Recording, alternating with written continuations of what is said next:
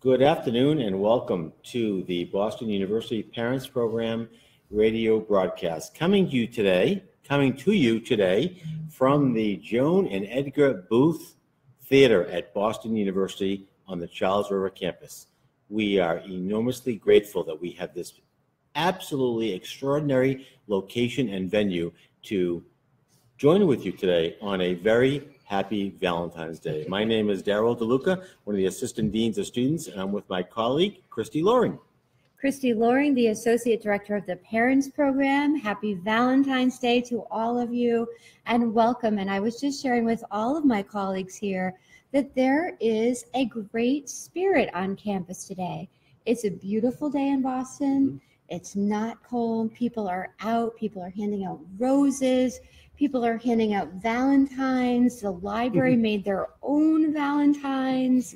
There's music. There's just red balloons everywhere. Everywhere. It's kind of goofy, a little corny. It is a little. I mean, look right here. We're eating cookies, and we've got we're about to my little mints. Right, we're about to have love letters that we read in here. Hearts. We've got Love Potion number 1839 coming out very soon, so we're going to taste it all in a moment here. But we're going to read some love stories, love poems, and in between, maybe we'll show you one or two of them, and we're also going to play some nice music for the age too. But I think it's what you said, Mark. It's what we all need right now. Yeah, a little bit of that corniness. We need the nice weather in the middle of February around Boston too. It's always like that in Boston. Yeah. Indeed, it is a spectacular day, and we're fortunate to be in this absolutely gorgeous, beautiful, brand new theater that just opened up in December, just over a month ago, six weeks ago. So we're grateful to be here. But I want to have my colleague Christy introduce our guest today and get right into it because this 1 hour goes pretty quickly. So I'm pleased to introduce Associate Provost and Dean of Students Ken Elmore, and also Assistant Dean of Students and Executive Director of Student Activities, John Battolino. They are joining us here today to talk about a topic that I think most parents think about at least once or twice during their son or daughter's college experience, and that is what you need to know if your BU student wants to join a fraternity or a sorority. So I think there's plenty of negative publicity that we've all heard regarding fraternities and sororities in the media. We hear about excessive drinking, sexual misconduct. We even hear about hazing. But that said, our students want to join these organizations year after year. And as parents, we need to know about Greek life, and we need to know how to guide our students if this is the path that they wish to choose. And to say that it's not all negative, there are many, many positives to joining a fraternity or sorority. So that's why we put together this radio show. And I think, Christy, before our guests jump in, I think the giant umbrella of Greek life for fraternities and sororities have probably been around since institutions of higher education have been around on this planet. So they have a long, long legacy and a long history. And it's just not a social fraternity. Right. There are honor fraternities and religious fraternities and professional fraternities and academic fraternities. So it's a big sort of 35,000 foot sort of view of Greek life. But we want to get into some of the nitty gritty about if you're a parent and your son or daughter comes to you and says, I'm thinking about joining Greek life or fraternity and sorority, some of the kinds of things to be concerned about, some of the kind of questions to ask. Exactly. You know, and I'm glad you mentioned that, Darryl, that there are a wide range of fraternities and sororities that we have right here. And you're right, they range from the academic focused organizations, social organizations that are traditionally within a sphere of what's called the National Interfraternity Conference, another group of fraternity of sororities that fit within the National Panhellenic Association. We've got a group of students who are coming together as fraternities and sororities based upon their ethnic racial mix. They typically go by what we would call our multicultural Greek groups. And then there are a traditional set of fraternities and sororities that tend to have a Black diaspora experience associated with them. And they are National Panhellenic Pan Hell Council groups as well. So we have it all here at the university. And I think, so I started off by saying that one of the things I would always ask any student, and I did this with my children, I asked them to think a little bit about who they were and what kind of an organization might work for them. And especially given what Christy said, there's a lot of negative out there. There is a lot of reckoning that should be done about alcohol use, about sexual assault, reckoning that should be done around race. I mean, look, I just explained to you that we have organizations that are organized based upon tribes. And so these are these conversations that have to happen. Hazing is another one. I hope we can talk a little bit more about that. But that's at peace. What kind of an organization are you looking for? And then as I ask my children, well, how do you reconcile some of those things? Because these tend to be national organizations. They tend to be very North American and very United States focused overall. And, it's a good question to ask. Know thyself might be the first thing that would come up. I think that's such an important piece. And another worry or concern that I have is that students may focus more on being chosen or being selected, that they really need to think about why they want to join a specific group.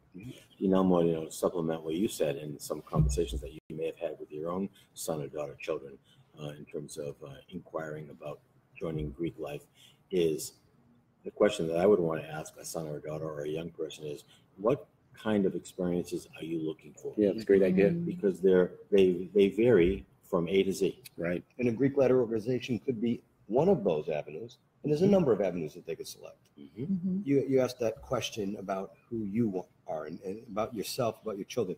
I asked the same thing. And particularly in around these organizations, Greek letter organizations, I want to also know who you're hanging around with. And tell me a little bit about the people that are joining these organizations. You must be a parent, what they're about. Sure am. What's the organization about? What do they stand for? And what are some of their values? And are they holding true to those values, or is it just lip service? Because I think when it's just lip service, you run into some trouble with the organizations. But when the organizations are held to the standards that they claim, they can be outstanding experiences and wonderful ways for students to come together. So there is that good and the bad. And let me go right to the end. One of the things I do want to say, we have a lot of very happy students here who are in fraternities and sororities, and we have a lot of students who find a great deal of joy in that experience. So I don't want people to think that it's all doom and gloom. Right. For a number of our students, a little less than 10% of our students, they find great joy in these experiences. And so we are supportive of that. These are other organizations that students will engage in. But it is one of those sets of organizations that I think different kinds of conversations and questions do tend to come up. I will say, if you are interested, if your students are interested, this weekend, we'll have 1,000 returning students hosting 700 interested students in sororities, Panhellenic organizations. This weekend is recruitment weekend. And the gentlemen recruit for fraternities at the beginning of every semester. So beginning of the fall, they have their recruitment period where they try to attract new folks to their organization. And the same with our multicultural Greek letter organizations, typically the beginning of every semester, although they do have a different way they recruit. So there's a lot of ways that they can be interested. But if somebody asks specifically, how do I join a Greek letter organization and they have any challenges, the first thing you might want to do is just give a call over to the student activities office, and we'll point you in the direction and connect you with some leader in one of those organizations. So quick phone number and website? Website is, of course, as always, bu.edu/SAO, Student Activities Office. And the phone number, if you have a pen handy, is 617-353-3635. And one of the things I point out is, remember that there is this fit that has to happen. It's not, you don't go into a fraternity or sorority because you want to just go in. The organization also has to do a bit of interviewing with you as well. So this has got to be about mutual fit and mutual connections to each other.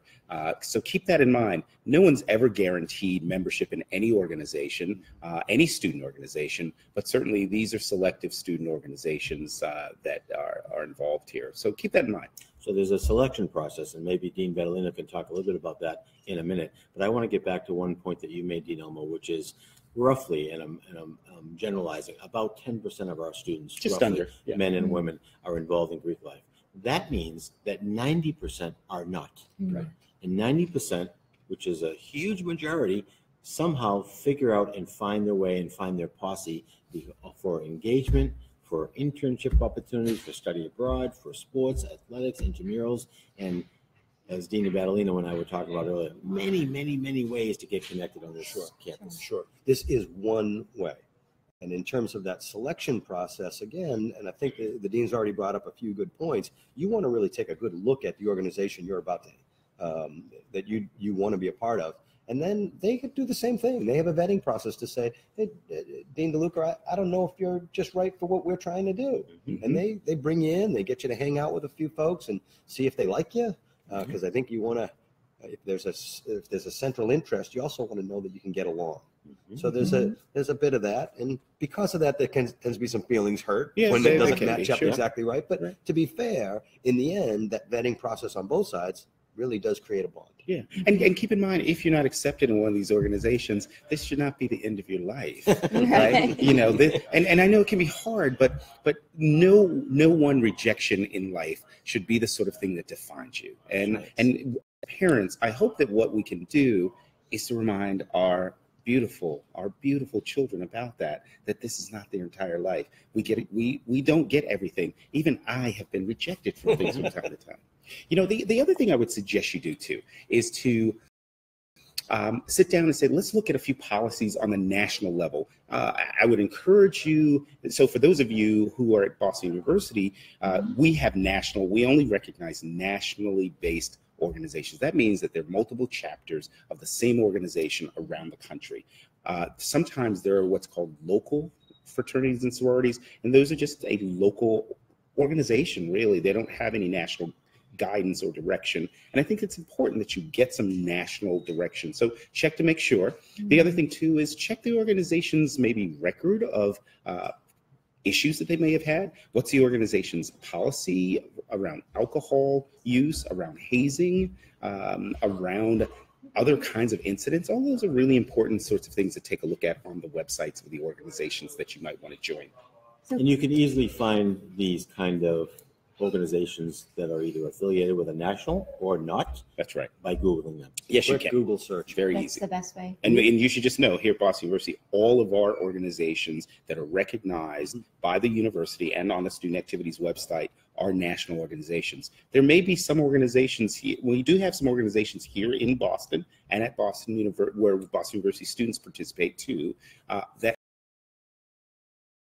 There are a group of women or a group of men, or in some cases co-ed groups, that they get together. They may wear letters and call themselves fraternities or sororities, but they may not be recognized by the institution. And again, more advice, whether you're at Boston University or somewhere else, I would recommend that you also suggest that the organization be not only nationally a national organization, but recognized by the university. It's just another layer of oversight and supervision that might be important. So, Dina Moore, if an organization is recognized by the university, then what is the role of the university with regards to these groups? So usually a few benefits come with being recognized. Benefits like being able to reserve rooms, maybe having access to funding for certain kinds of programs.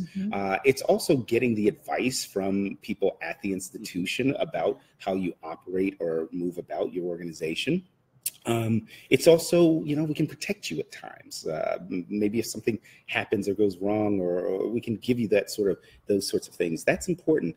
You should also know that the university, for example, is going to be real tough on things like enforcing the laws around hazing. That's important. That we will investigate and be sure to send those messages out about things like sexual assault and sexual misconduct, that we will ask students the hard questions about the things that happen with fraternities or sororities. And we also will do what we can to help facilitate with ideas and otherwise ways that they can have fun. So, that's the other thing too. These don't always have to be about community service. It doesn't always have to be about the hard work. I love how students will come to see us and they'll say, okay, these are all the things that my fraternity does or other things my sorority does.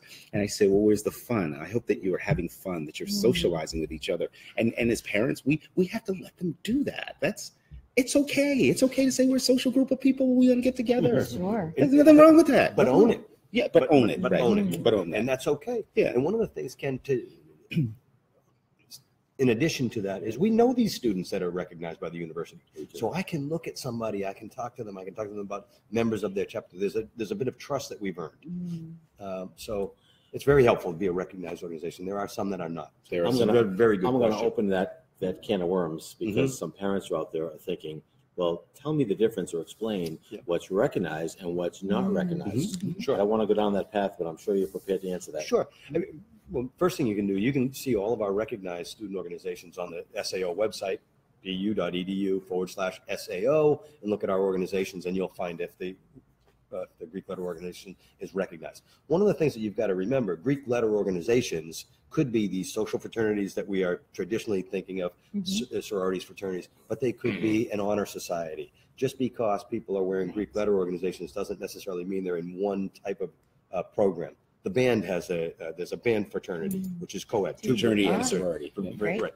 And there are co-ed service fraternities, et cetera, et cetera. So Greek letter organizations, do the research, find out about that particular organization. If there are questions and people say, hey, well, my son or daughter wants to join XYZ group and you can't find that on my website, and you want to learn more about it, give us a call. We'll be happy to help you out and help you understand what that group is all about. Now, we have from time to time, and one of the things that universities do and colleges will do is if there is, egregious behavior, sexual hazing especially, excessive alcohol use in the context of the organization, we sometimes have to discipline organizations. And discipline means that sometimes we have to suspend them, or sometimes we will ask them never to come back to the institution. So that really means that they may lose their recognition. That's right. Either for a period of time or for an extended period of time. That's right. That's true. That does It's happen. again a reason to understand recognition. Recognition means you have to adhere to a certain set of standards that the university has. So if it is a Greek letter organization that is recognized, we do our best to hold them to behave a certain way. There's some accountability. There is some accountability. Is there any kind of guidance that either of you would give to parents whose son or daughter comes to them saying, I'm thinking about joining a fraternity or sorority that's not recognized? What kind of advice would you give a parent? Because you know they're out there. They are out there. Well, I hate to do it. I would say, so let me give the advice that I would give my children, and let me also give the advice that I would give to a Boston University family. I would think really hard. And look, you got to make your own choices about who you affiliate with. We're not an institution that tells you who you can hang out with and who you can't hang out with. But there's usually a reason why an organization's not recognized. Maybe they were recognized, and do a little background. Maybe they were at the university recognized and now all of a sudden they're not. Or maybe they could not obtain recognition. Or as I said, maybe they're a loose group of people who are organized on their own and they don't have a lot of oversight. I would think hard about getting engaged in one of those organizations and before I would do it.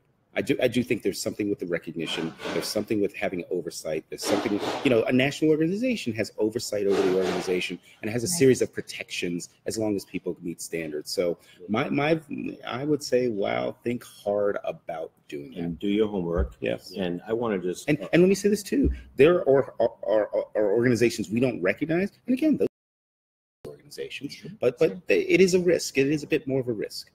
I want to highlight and elaborate a little bit on the term oversight, because oversight can come in many fashions, whether it's a national, whether it's a academic or a professional advisor, or mentorship or encouragement or guidance from us folks here in the Dean of Students Office or anywhere in the Division of Student Affairs. There's an enormous ability to be able to pull someone aside, go to a meeting, attend a reception, attend a function that they are using as a recruitment tool, and give them some guidance, encouragement, and some leadership.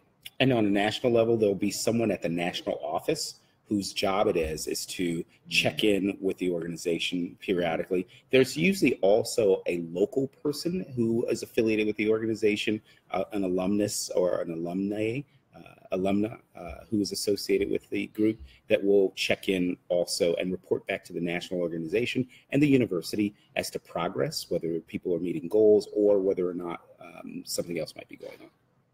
You don't get that with unrecognized organizations. Generally, you don't get that.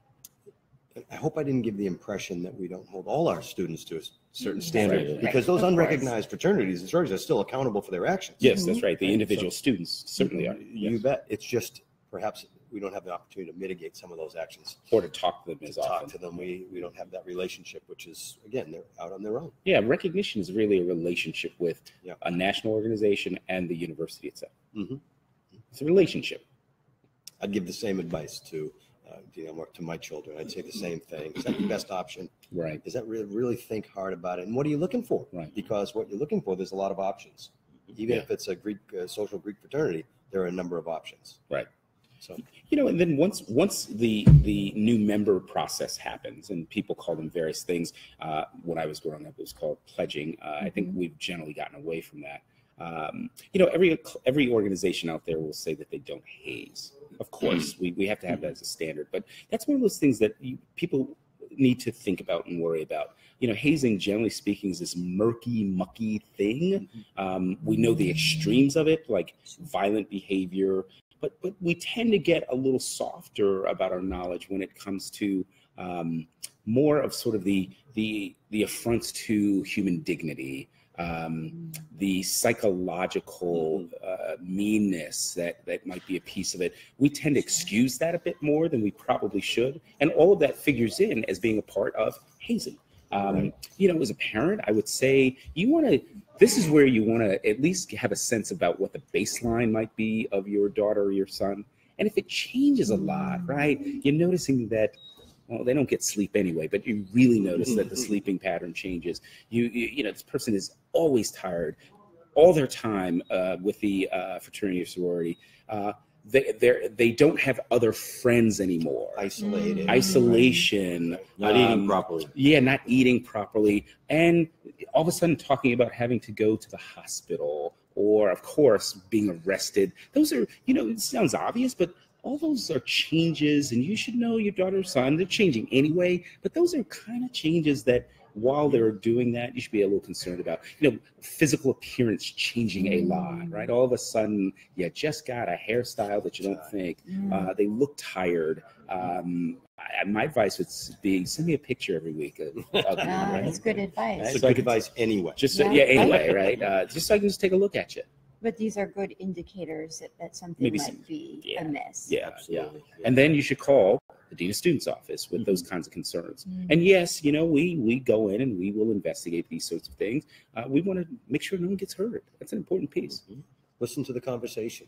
And you might pick something up in a conversation that you say, that's just not right. And your 18, 19, 20-year-old may say, no, it's just my organization. You might not be comfortable with that. Feel free to call the office and let's chat. Let's chat about it. And to parents, I can say this because when I say it to an undergraduate student at Boston University, they have no clue what I'm talking about. If your son or daughter or child is burning the candle at both ends, they don't know what that means. If they're up late, if they're up early, if they're exhausted, as Dean Elmo pointed out, if they're not eating well, they are more susceptible to becoming sick or getting mono or catching the flu. And that is all unhealthy stuff. And you ought to be mindful of that to guide them accordingly as you do, because your interests are to love them as much as you can and to take care of them, and we are there to support that as well. And I always often, when my children were going through this process, I asked them a simple question, and it was an important question. Are you having fun with this? Are you having fun with it? Because if it's not, it's okay. It's okay to change up. It's okay to do something different. Yeah. Are you having joy? Is this bringing you joy? Yeah. Does it bring you happiness? That's important. It's an important reflection. Yeah. Reflection. There you go. That's an important piece. During a process like this, make sure they're reflecting. How much has your alcohol use changed? That's an important kind of question to ask. Are you being exposed to new, exciting experiences that are empowering to you, that are fulfilling who you are and what you're about? Dean Badalino and Dean Elmore, we talked a lot about students, groups that are recognized or not recognized, or even other clubs and organizations. If a parent out there is listening to this broadcast and is concerned about their son or daughter joining or not joining, not just Greek Life, but any organization, can they have a conversation with us? Of course. Of course. I'll talk in general about organizations and then specifically about students. We'd be happy to do that. And in fact, I encourage that. I'd love to learn more about what our organizations are doing. Are doing Or great. I know a lot about what our organizations are doing, and perhaps I can enlighten a parent. Yes. Well, Excellent. Dialogue. I'm all for it. So John, tell us some of the positives, the benefits, why students at Boston University seek to join these organizations.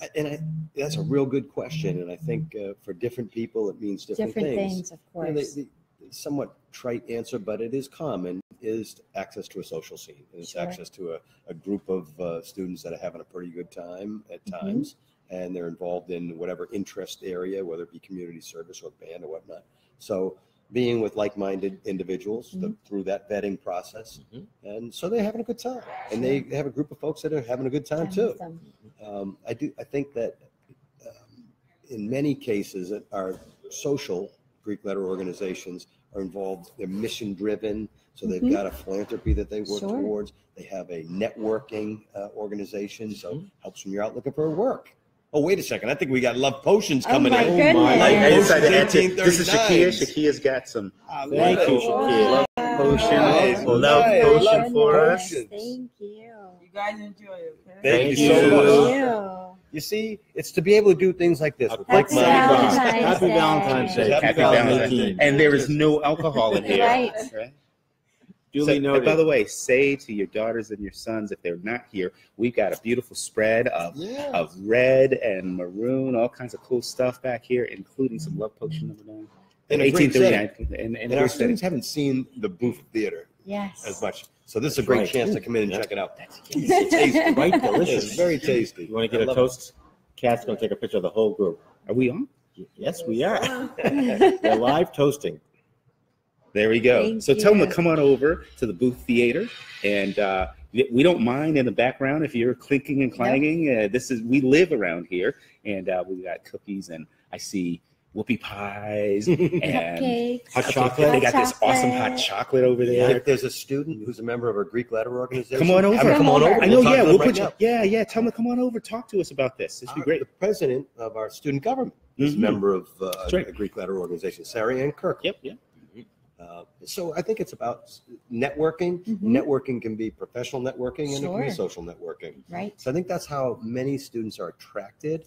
And then we do find that as they go through the process, become upperclassmen, that's less interesting because they've now hopefully developed a whole different set of networks. Sure. And then the fraternity or sorority aren't as important. I see. Or it changes. It you know? changes, right? Yeah. Someone who is in a fraternity, I think that junior, senior year, it just changes. You're trying to hang around a little bit more with alumni or alumnae who might be engaged. You're thinking about your launch out into the world and how the fraternity or sorority might play a role. And I want you to think about the lifespan here at the university.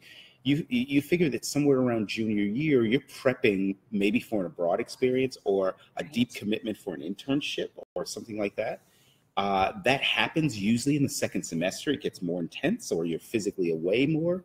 You come back to your final year and you're thinking about graduate school. You're thinking about JOB. You're thinking about a whole lot of things. And so you while you may make the occasional appearance with the maybe even in a social space, or with the fraternity or sorority, it just changes. Your social life has changed. Your world of experiences has changed. And, you know, the fraternity or the sorority just plays a different role. And hopefully, I would hope that by the time you're senior, you're really trying to connect with the alumni in the area. And you're trying to do those sorts of things that people who are college-trained professionals start to do. Even on the social level, that's an important kind of thing. But what that means too is that our sophomores can get real quality experience running an organization and hopefully taking our advice on how to do that and how to do it well, so that they're able to make that transition over the time too. Because that can be a daunting task. It can be. It Trying really to can. manage a group of 100 70, people. 100 people. Wow. It'd be very I barely as a do it sophomore. myself. Right, as a sophomore. And Right. again, I hate to keep harping on this point of being unrecognized, but imagine doing that without any relationship with the administration. Sure. Right. By the way, for those of you just joining us, there's no alcohol in this. This is a nice, goofy Love Potion number 1839 for Day of today. Love. Yes. For those of you tell who them are why my- 1839. Why is 1839? Yes. Is that the year you were born? It's Oh. pretty much the year I graduated. So, When for Boston those of you University- who are my age, this is kind of like Hawaiian Punch. Yeah, exactly. I think students would know what Hawaiian Punch is right now. Oh, wow. I don't know. Right. Is Hawaiian Punch still a thing? I think it is in Cairns. Oh, yeah. Well, there you go. 1839, the year the university was founded. Yes. 1839. Love potion. You folks raise a great point about, and I'm all about networking, is that if a fraternity or sorority is worth their salt, they have organized a set of alums over a course of decades that are out there that hopefully would be available to undergraduate students who are involved in a recognized club or organization, not just fraternities and sororities, to be able to access. Because as Dean Elmore pointed out, it is so important when you're a sophomore,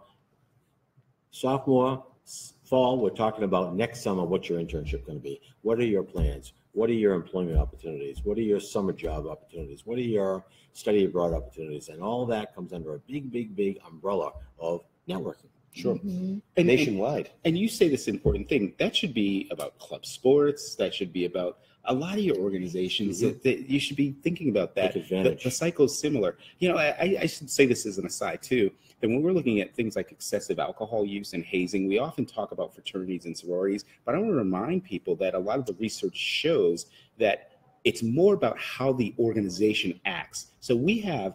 And we're finding that performance groups, and this is research that's been done, performance groups, club sports, are also susceptible to hazing and susceptible to some of that bad behavior and problematic behavior that we tend to only associate with fraternities and sororities. But we also have to be real vigilant too with our students who are in performing groups, with our students who are in club sports. And if you have a daughter or son in those spaces too, don't assume that or an academic fraternity or sorority.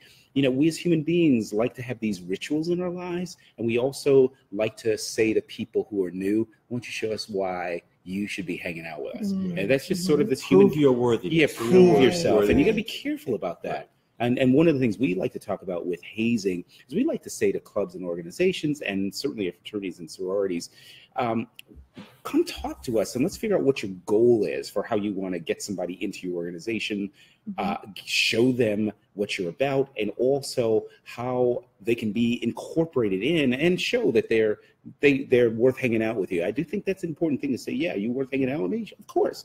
But we can give you a lot of ways to do that don't involve psychological or physical violence to someone. It's a really important kind of thing. You know, I grew up in a world where, you know, we hazed people, and I'm not proud of that, but the society had a very different take and look at what fraternities and sororities did. And Standards were different. Standards were very different in society. I'm glad that we've really changed that quite a bit because I'm not proud of what we were doing back then, nor should the society have been proud with what we were allowed to do, and very notoriously be able to, and very open, I should say, in a real open way, be able to do. So I'm glad that we are at least having these conversations and that we're moving forward with this sort of stuff. I'm thrilled that you bring that topic up, Dean Elmo, because so often I have, in my decades at Washington University, students have come to me and said, I know hazing is illegal, and I know there's been a long history of hazing at this school, that school, other schools. So if we can't haze, what can we do? And we are more than happy to provide you a long list of some topics or some suggestions or some service or some fun stuff that you can do without diminishing yourself as a human being. Right, that's right. And Hazing it comes something down. that's been passed down. That's a tradition. Yes. In fact, I'll leave names out of it, but we had an organization that we disagreed with the way that they were bringing new members in, and we defined what they were doing as hazing. Right. By the way, I think we were standing by the law of the Commonwealth of Massachusetts. Yes, but right. okay, we said, this is hazing. And they said, well, we've been doing this for 100 years. Yeah. And remember, we had the Yeah, I conversation. do, I said, I do. listen, if we've been doing something for 100 years, we're probably not proud of Anything we're doing for Right, 100 right. years, we should probably be Okay? looking at. We should Right. probably modernize that a bit. And we parted ways because they didn't want to change their standard of what their interpretation of hazing was. And again, it goes right back for me to this whole notion of humanity. Yeah. Right. Yep. Humanity. I mean, we cannot humiliate ourselves either to be the subject of hazing or to haze people. That's unacceptable, and it should always be unacceptable. But you're right, Dean DeLuca, there are so many ways that we bring people together and forge relationships and real strong bonds, and we can help organizations. And we do. Yep. We do. We can provide guidance, we can provide leadership, and we can provide examples and role modeling and mentorship, and I can keep going. But those are very, very important. Dean Elmore, during orientation, you talk a lot about the kinds of things that keep you up at night. Yes. Would this make the top 10? Yes, that's definitely makes the top 10. Yeah. I do worry about, I want students to have a blast here. I want them to, our students work really hard, as do all students, and they do need to unwind. And what's more, I worry about this in two really interesting ways. I worry about whether or not our students are getting to know each other. And you gotta, In the digital age. yeah, by the way, I got a red one. Oh, good for you. But you got to get off of this sometimes, Yes. right? Right. I can't believe there's so many times I walk into places that I would consider being highly social places, lunchrooms, cafeterias, bars, Even in local establishments. bars, Yeah. pubs. Those are, Absolutely. and you will go and and they're quiet. And why are they quiet? Because no one's talking to each Yeah. other. People are looking at down. their phone. So I worry about that. I worry whether or not our students are getting to know each other, and you got to get to know each other sometimes in very frivolous kinds of ways, very informal ways, ways that the university didn't set up for you, but that you set up on your own. Yes, you have to go to a party or two. Yes, you should do that. I often say to students, you should make sure you go to the local Alston area and just see what it's about, and to engage as Sure. best as possible, given what you have as expectations for yourself, and also to make sure that you are solid about who you are and what's important to you or not, to make those decisions about whether you drink or not, or whether or not you associate with people or not. That's important. That's one thing I worry about. But then secondly, of course, I worry about excessive alcohol consumption. We've got to really get people to think about, again, it goes back to being a human being, right? It goes back to humanity.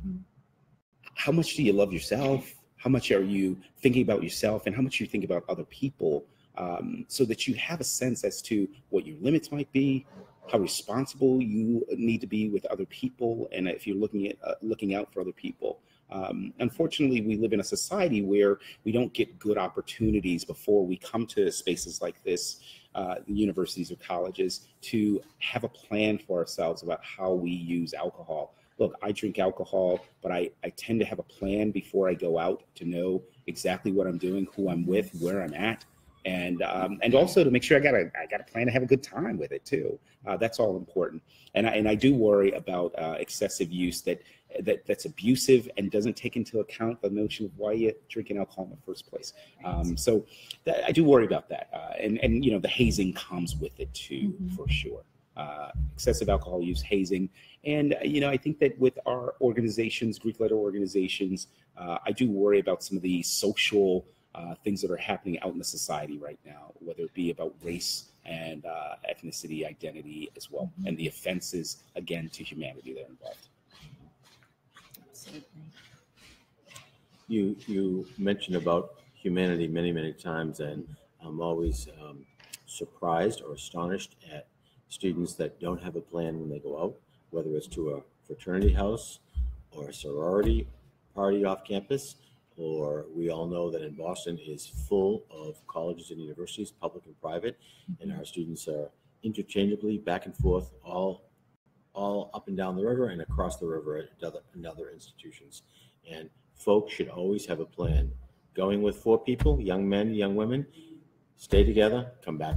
Yes. Do not leave someone who's Right. been overserved or who's been unattended and you lose them somehow. Never do that, because Right. that's when trouble can take place. And we also hope that for our students who are hosting other students, Yes. that they look out for Fully them. mindful of Right. that. Right? That's gonna be, we have got to, and we try hard to get our students to a point, not just to be good bystanders, but to also think broader than that, to be able to say, hey, we just don't do that here. You can't do that in my house.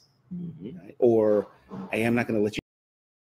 You've had a lot of it already in my house. That's an important thing. That's looking after each other. And in the past, when we've had issues, it's been because people haven't looked out for each other. And I think that's an important kind of thing. You know, recently we saw in the news that I think I'd say at Cornell University, there was something called a pig roast, and it was in one of the fraternities. And what they did with that was they asked their new members to sleep with obese women, people they considered obese, and they got points for doing that. And they think about that. They called it a pig roast. Bystander training is one thing, but the other piece too is they didn't think about their real misogyny. They didn't think about how much they were willing to dehumanize another Cornell student or another person. That is the big, or themselves for that matter.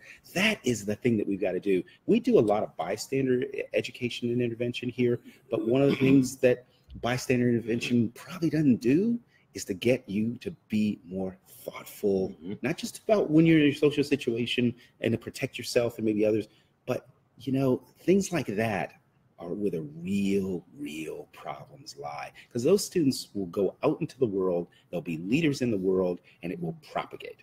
And that's what we got to worry about. And I will say, those are the things that make the news. Those are the things that are egregious. Those are the things that keep us up at night, and we are sickened by. Right. But we all know, because we work with these students every day, far and away, our students are going out and having a good experience. Yes, they are. Far and away, our Yes. students are watching out for each other. Yes, you're Far right. and away, they're just a good community. And I am worried for the same reasons you're worried. But I'm also incredibly proud of the way our students interact. Yes. Most of the time. Yes. I would agree. with But be mindful Of course. that they also are susceptible to these other things. That's right. And the point at which when they're sickened by something like this, then we've really achieved our goal. Yeah, We that's right. just don't do that here at this university, and hopefully nowhere else where we want to be. Yeah, I hope that, you know, I always hope that in will walk the leader of one of our organizations to say, Dean Elmore, you don't have to worry about that happening with us. And here's why. That's what I'm looking for. One last thing about affiliation. We had an organization, you know this, that just came in. Again, I'll leave the name out. It came in to us and said, we want to do a full member review because we don't believe that they are living up to our national standards. Right. And they came through and said, no, this isn't how we do business. As if you're going to wear our Greek letters, you're not representing us very well. And they took a lot of people out of that organization. They did. So again, that's that tie-in. I belabor that point. As a wrap up and in closing, Dean Bellino, tell us how we can get a hold of you and your office address and email and Sure. phone number and website, please. Boston University, bu.edu/SAO. You can contact me anytime, John Battolino. My cell phone number is area code 617-590-6106. Yes, that's my cell phone number, and I put it on my business card in case any students need to call me 24 hours a day. I live on campus for a reason. And we are also available in the Dean of Students office at 617-353-4126. Our website is bu.edu/DOS for Dean of Students. And our address is easy, dos@bu.edu. We're available all the time, and we're more than happy to speak with you, guide you, encourage you, and hopefully provide you some answers that you may have. And I'm going to say one last thing that I said to, not a last thing for me, that I said to my daughter and my son when they're in the process of becoming members of Greek letter organizations. I said to both of them, do not let anyone hurt you and don't hurt anybody else. Good advice. That's Great great advice. advice. Well, I want to thank our guest, Christy. Yes. And again, we're coming to you live from the Boston University Joan and Edgar Booth Theater on the Charles River campus, right along beautiful Commonwealth Avenue. And spring is coming. And Yes. stop on by, get some of this. Happy punch. Valentine's Happy Day. Valentine's Cheers Day. again. Cheers. Thank you for joining Thank us. Mike. Cheers.